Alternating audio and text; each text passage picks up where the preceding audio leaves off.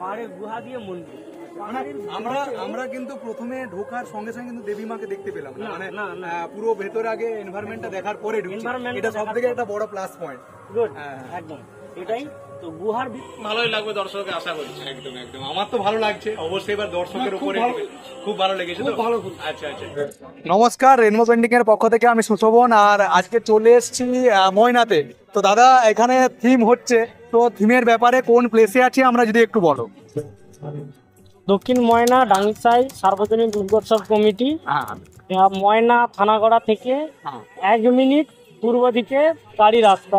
আচ্ছা, 1 মিনিট পূর্ব দিকে চলে এলে একবারে থিমে চলে আসবে। একদম একদম থিমে চলে আসছি। আচ্ছা, আমি এবার জানতে চাইবো থিমের কনসেপ্টটা কি আছে যদি একটু বলা হয়। এবার সামনে আমি ভিউয়ার্স থেকে দেখাতে চাইবো যে সামনের কনসেপ্টটা যদি একটু বলেন দাদা।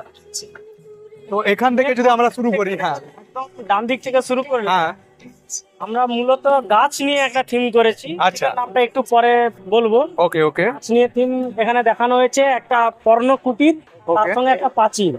প্রাচীরেও একটা মেসেজ দেওয়া হয়েছে গাছ, ওকে। তো গাছের মাঝে একটা ছবি, হ্যাঁ, প্রতিটা ছবিতে আছে। হ্যাঁ, এটা হচ্ছে সূর্য দেখানো হয়েছে, একটা সূর্যের অংশ খুব প্রখর তাপ, ওকে। এই গাছ কেটে দিয়ে শেষমেশ আবার গাছের ছায়াতেই দাঁড়িয়ে আছে। আচ্ছা, তারপরে সেফটির জন্য হাতে ধরে একটা অংশ রয়েছে। এই ছবিটাতে দুটো পার্ট দেখানো হয়েছে, একটা হয়েছে গাছ কাটতে দিচ্ছে না, বাধা দিচ্ছে, আর একটা গাছ লাগাচ্ছে, গাছ লাগানো, মানে গাছ লাগানো প্রাণ বাঁচান তার উপরে। ওকে, হ্যাঁ। আর এটা তো গেট পুরো দেখেই বোঝা যাচ্ছে। হ্যাঁ, বিপরীত দিকে অক্সিজেন হাতে করে গাছ লাগাতে আসে, মানে এমন প্রাকৃতিক দুর্যোগ একসময় আমরা পৌঁছে যাব আগামী দিনে, মানে যদি গাছ কাটি এমন আগামী দিনে পৌঁছে যাব যেখানে অক্সিজেন ছাড়া মানুষ চলতে পারবে না, অক্সিজেন সিলিন্ডার নিয়ে বাধ্য হয়ে গাছ লাগাতে হবে। বিপরীত দিকে একটা অ্যাবস্ট্রাক্ট চিন্তা ভাবনা, এখানকার চিন্তাটা আছে অক্সিজেন সিলিন্ডার মানে আর হচ্ছে না, গাছই আমাদের মূল অক্সিজেনের সোর্স অফ অক্সিজেন, তার জন্য রুগীকে গাছের তলায় নিয়ে আসতে হয়েছে বাধ্য। এর পরের অংশটা ফুসফুস, শ্বাস কার্য নিচ্ছে, শ্বাস বায়ু মূলত অক্সিজেন থেকে, যেটা আমরা গাছ থেকে পাই, সেটা ফুসফুস দেখানো হয়েছে। এবং এরপরেই মিডিল যেটা পর্ণকুটির হিসাবে আমরা শো করেছি, পাতা দিয়ে একটি ঘর বানানো, গেট, মূল গেট। এবার গেটে ঢুকছি। আচ্ছা আচ্ছা। আর আজকে তো আমরা রয়েছি চতুর্থী না? আজকে চতুর্থীর মধ্যে আমরা রয়েছি, এখনো ইনকমপ্লিট আছে কিছুটা, এখনো ইনকমপ্লিট কাজ হচ্ছে, কাজ চলাকালীন আমরা আজকে ভিডিওটা শুট করছি। ওকে ওকে।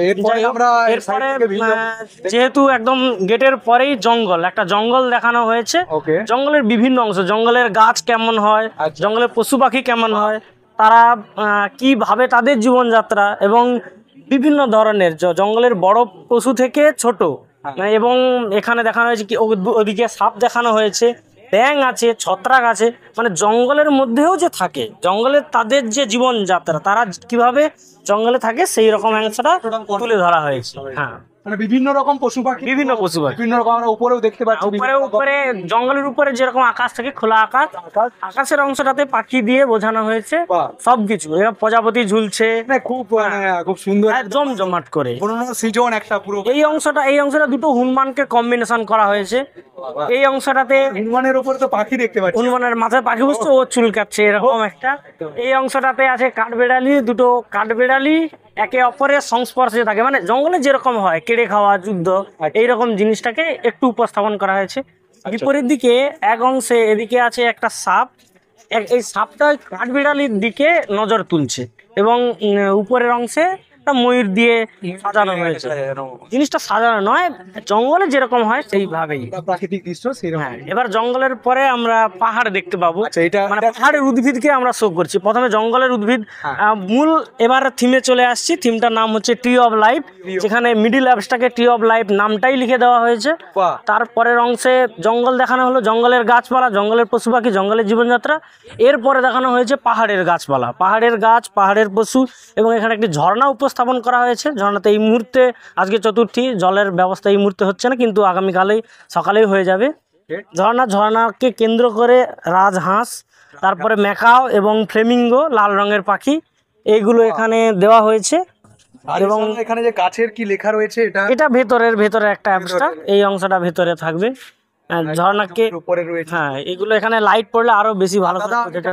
উপরে পুরো উপরে যে কনসেপ্ট, উপরের অংশটা পাহাড়, উপরে সূর্য উদয় হচ্ছে, আর কাজের একটা লোগো মূলত ট্রি অফ লাইফ, যে সেভ ট্রি সেভ আর্থ, এই অংশটাকে দেখানোর জন্য হাতের ভেতর পৃথিবীটাকে দেখানো হয়েছে। মূলত হাতের ভেতর পৃথিবী অংশটাকে দেখানো হয়েছে। Tree of life, save tree save earth, এই অংশটাকে এটা একটা লোগো হিসাবে ওইখানে তুলে ধরা হয়েছে। টিয়া পাখি তো পুরো জ্যান্ত লাগছে, একদম বিশাল বড় বা এটা কাজের অনুপাতে যেরকম কাজ হয়েছে, সুন্দর কাজ ভালো হলেই দর্শকের উপর নির্ভর। একদম একদম।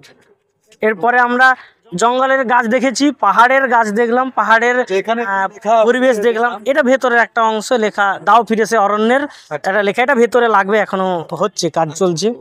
এবার আমরা মন্দিরের দিকে প্রবেশ একদম করব। জঙ্গল, তারপরে পাহাড়ের পরে পাহাড়ের গুহা দিয়ে মন্দির। পাহাড়ের গুহাতেও আমরা কিন্তু প্রথমে ঢোকার সঙ্গে সঙ্গে কিন্তু দেবীমাকে দেখতে পেলাম না, মানে, না, না। পুরো ভেতরে আগে এনভায়রনমেন্ট দেখার পরে ঢুকছি। এনভায়রনমেন্টটা এটা দেখার সবথেকে পরে। একটা বড় প্লাস পয়েন্ট। গুড, হ্যাঁ, হ্যাঁ। একদম এটাই তো। গুহার ভিতরে যেগুলো মাকড়সা, মাকড়সার জাল, মাকড়সার সঙ্গে গুহাতে যেরকম ছোট ছোট পোকা থাকে, এবং বাদুড়, গুহার অংশটা অন্ধকার তো বাদুড়, এখানে বাদুড় দেখানো হয়েছে, এখানে উল্টো দিকে বাদুড় ঝুলছে, বাদুড়ের যেরকম কনসেপ্ট, এবং গুহার ভেতরে উদ্ভিদ, গুহার ভেতরে যে ছত্রাক, গুহার ভেতরে যে ছত্রাক, সেই ছত্রাককে এখানে উপস্থাপন করেছে জ্ঞানোডার্মাটা। এখানে জ্ঞানোডার্মাটা দেখানো হয়েছে, এখানে আছে, এই নিচের অংশে আছে, এখানে আছে, এবং গুহার উপরে গিরগিটি, পাহাড়ি গিরগিটি। হ্যাঁ, গিরগিটিটা আবার পেঁচার দিকে তাক করছে, এরকম একটা জমজমাটি ভাবে। জঙ্গলে যেমন পশু বা পাখি। উল্টো দিকে ঝুলছে মাকড়সার ফাঁদ, যেরকম ভাবে হয় এগুলো তৈরি করা মাকড়সার ফাঁদ। এই অংশটা খুবই বড় করে, যেহেতু তৈরি এই জন্য বড় করে দেওয়া। গুহাটা পেরোচ্ছি, এখনো কিন্তু আমরা গুহাতে আছি, এখনো মাকে দেখতে পাইনি। না, অনেকটাই টাইম লাগছে আমাদের, বা খুব ভালো লাগছে, মানে ইউনিক কনসেপ্ট পুরো। তো এবারে আমরা প্রবেশ করছি কোথায় দাদা? এটা মূল মন্দির, গর্ভগৃহ, যেখানে মা দেবী মা আছে, দুর্গা মা। এখানেও আমরা গাছকেই কনসেপ্ট করে, পুরো থিমটা যেহেতু ট্রি অফ লাইফ, সেখানেও গাছ। আমরা জঙ্গলের গাছ দেখেছি, পাহাড়ের গাছ দেখলাম, গুহার গাছ দেখলাম। এরপরে জল অংশটাকে নিচে না করে জল অংশটাকে সিলিং দেখিয়েছি, সিলিং এর অংশটা জল দেখিয়েছি, এবং জলে পদ্ম ফুল আছে, পদ্ম পাতা, তার সঙ্গে জলের বুঁদ, জলের যে বাবুলস, সেই বাবুলসকে ইউজ করার জন্য এখানে একটা গোল গোল বল লাগানো হয়েছে, এটা বাবুলস মিন করছে।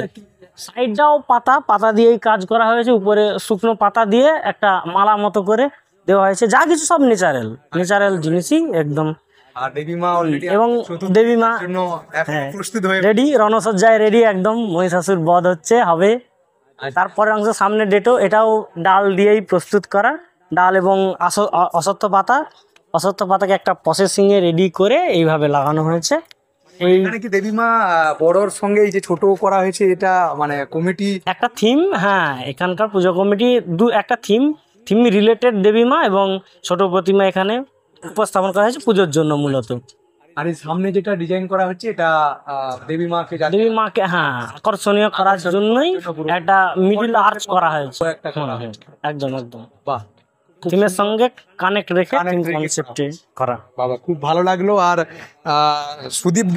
সুদীপ দাকে তো এই চ্যানেলে তো অনেকেই চেনেন, আর তার সাথে বলে রাখি থিমের বিভিন্ন রকম কনসেপ্ট সুদীপ দা করে থাকে।